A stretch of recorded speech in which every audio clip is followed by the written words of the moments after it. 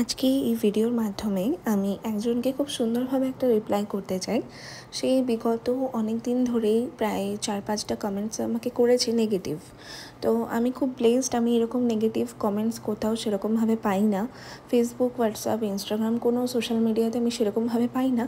এমনি সমালোচনা তো লোকে করেই, নিজেদের মধ্যে আলোচনা তো করেই, সে সবাইকে নিয়েই সবাই করে। কিন্তু এরকম ওপেন কমেন্টসে এসে যখন উনি আমাকে এই প্রশ্নটা বলেছেন, তো ওনাকে আমি মনে করলাম যে উত্তরটা দেওয়া আমার ভীষণভাবে দরকার। সমাজে এরকম মানুষ অনেক ঘুরে বেড়ায়, যাদের মনে এরকম ধরনের প্রশ্ন আছে, তো তাদেরকে আমার উত্তরটা দেওয়ার ভীষণভাবে জরুরি।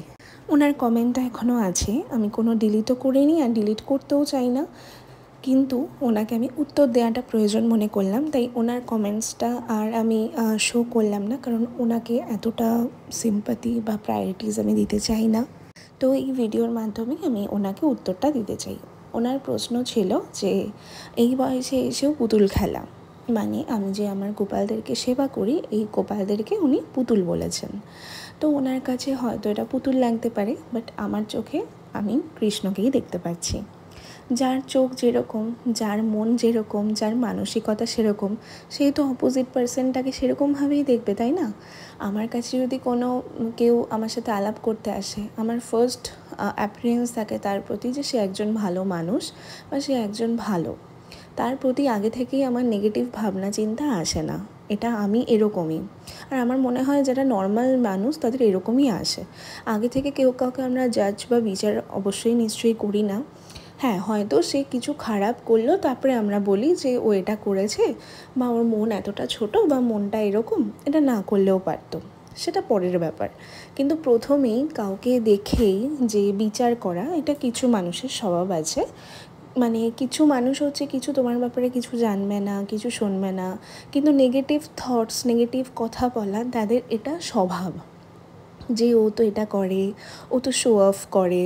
আরে বাবা, কারোর যদি থেকে থাকে তো সে শো অফ করুক না, তার আছে সে করছে।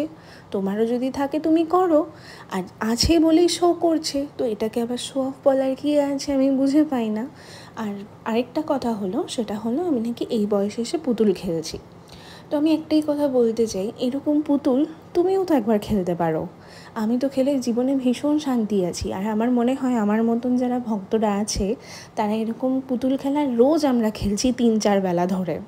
মানে সকালবেলা একবার খেলি, তারপরে আবার দুপুরবেলা একবার খেলি, আবার বিকেলে খেলি, আবার রাতে খেলি, আবার মাঝে মাঝে মন্দিরেও পুতুল খেলা দেখতে চলে যাই। আমার তো বেশ এনজয় করছি আমি আমার এই লাইফটাকে। এই বয়সে এসে আমি যে এরকম পুতুল খেলা খেলতে পারছি, এটা তো আমার মনে হয় রাধারানীর অশেষ কৃপা ছিল বলে আমাকে এরকম পুতুল খেলার সুযোগটা করে দিয়েছে। তোমাকে দেয়নি তাই তুমি করতে পারছো না। আমি বুঝতে পেরেছি তোমার জীবনে অনেক অনেক মানে ডিপ্রেশন রয়েছে, অনেক কিছু হেডস থটস রয়েছে লোকদের নিয়ে, লোকদের মানে সবাইকে নিয়ে একটা মানে জেলাসি ফিল হয়তো তুমি করো, তাই জন্য তুমি কারোর ভালোটা তুমি দেখতে পারছো না। তো এরকম পুতুল খেলা না আমি মাঝে মাঝেই দেখতে যাই, আর আমি প্রত্যেক সানডে করেই আমি বিভিন্ন মন্দিরে যাই এরকম পুতুল খেলা দেখতে, পুতুল মানে কীর্তন শুনতে। তো বিভিন্ন সুন্দর সুন্দর পুতুল খেলার কীভাবে পুতুল খেলতে হবে, কীভাবে কী করতে হবে এরকম শোনায়। তো আমার বেশ ভালো লাগে, আমি বেশ এনজয় করি, আর জীবনে অনেক ভালো আছি, অনেক শান্তিতে আছি, অনেক সুন্দর শিক্ষা দিতে পারছি। আমার ইউটিউবে, ফেসবুকে এমন অনেক মানুষ আছে যারা আমাকে দেখে গোপাল সোনার সেবা করছে, আমাকে জিজ্ঞেস করে, বা আমি যে এরকম ভিডিও ছাড়ি, আমার ভিডিও দেখে প্রচুর মানুষ এরকম পুতুল খেলা শিখেছে। তারা তো এরকম পুতুল খেলা শিখে খুব ভালো আছে, কেউ কখনো খারাপ রেসপন্স করেনি। এখন এই বয়সে এসে, মানে এই যে আমি এরকম ধারী বয়সে এসে নাকি এরকম পুতুল খেলা করছি, তাতে নাকি আমি খুব খারাপ করছি। তারপরে আবার এটাও বলেছে আমার গোপাল কবে সুদর্শন চক্র ধরবে। তো ওনার এতই প্রশ্ন, মানে কি বলবো, উনি এতই প্রশ্ন আমাকে করে ফেলেছেন, আরও অনেক 4-5টা প্রশ্ন করেছিল, আমার মনেও পড়ছে না।